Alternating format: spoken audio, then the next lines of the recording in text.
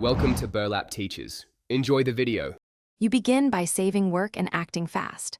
Open Task Manager with Ctrl+Shift+ESC and locate Windows Explorer. This identifies hangs or high memory.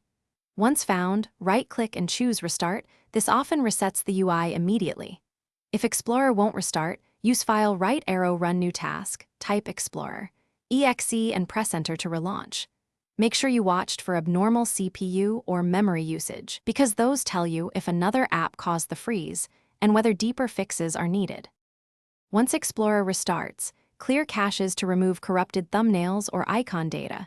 Use disk cleanup or delete Explorer cache files in %localappdata %Microsoft \Windows\Explorer. Next, inspect shell extensions.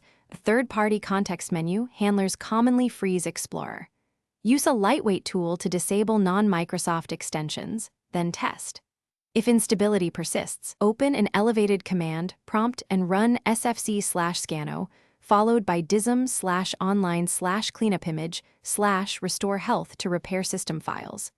These commands fix underlying corruption that restarts cannot.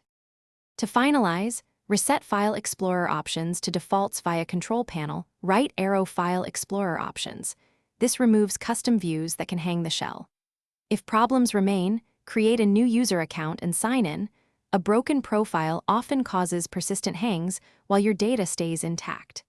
Make sure to test in safe mode to isolate drivers or startup apps.